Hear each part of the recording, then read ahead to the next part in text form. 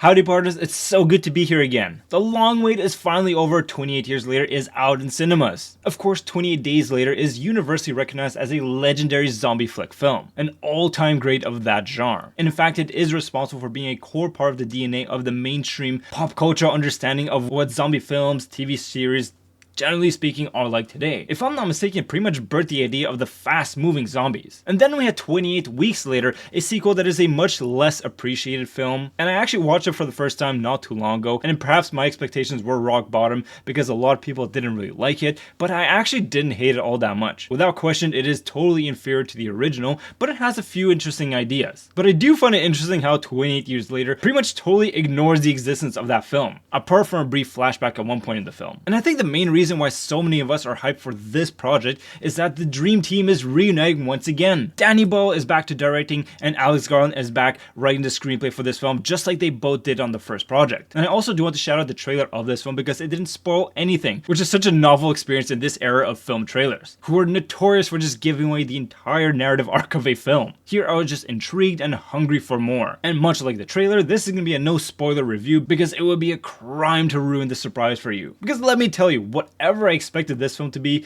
that is not what I got over here. And I mean that in a positive sense. The film does start with these distinct The Last of Us kind of vibes, especially when you consider that father-child dynamic mirrored with what we had with Joel and Ellie. But soon enough, 28 Years Later veers off in unexpected ways. Let me tell you, it is a strange film by any account. This film's take on the infected 28 years later after the initial outbreak was equally surprising. Some very unique choices were made, and I imagine it's going to be very divisive among fans. And throughout the entire runtime of the film, there's not that much action, which I actually think is a smart choice. Though don't you worry, once the action kicks in, it is quite visceral and will shake you. But the film does focus a lot more on the human drama. Specifically in this film, we focus a lot more on the family aspects. And once again, the idea of family is explored in some pretty unexpected ways. The cast overall was great, and I was particularly delighted to see Ralph Fiennes in this film. And he really seemed to be enjoying himself. And once again, even with the brief glimpse we had of him in the trailer, who he is in this film is not what I expected. And on that note, I don't really want to talk more about the story. For the rest of the video, I'd like to focus on the film's aesthetics, because in that regard, I think the film is brilliant. The cinematographer Anthony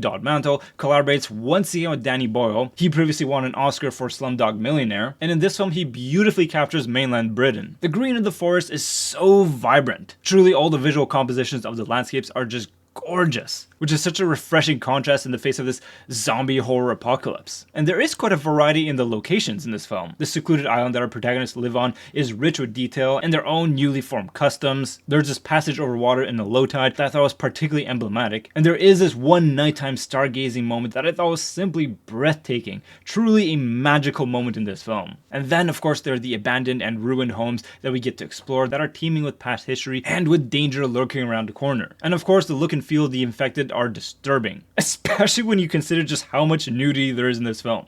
Honestly, I don't think anyone is ready for the length that this film goes to. Pun totally intended. Oh god. Anyways, moving on, in terms of editing, it is a rather chaotic experience. There are these frequent hallucinatory flashbacks, interspersed with these nightmarish-like sequences. And there's also these imageries of war spliced in, either from modern times or even from medieval times. If I'm not mistaken, they are taking excerpts from Henry V.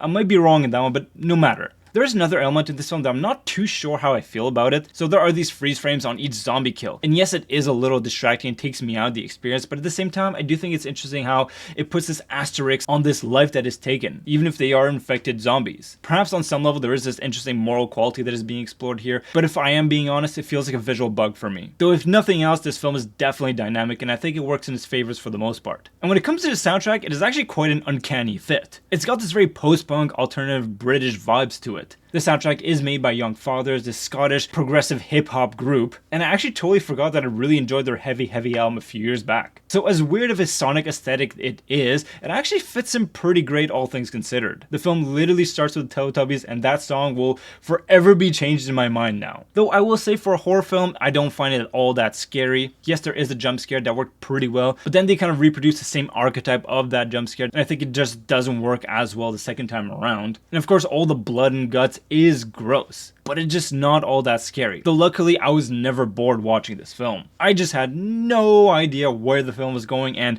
the ending of this film? Yo!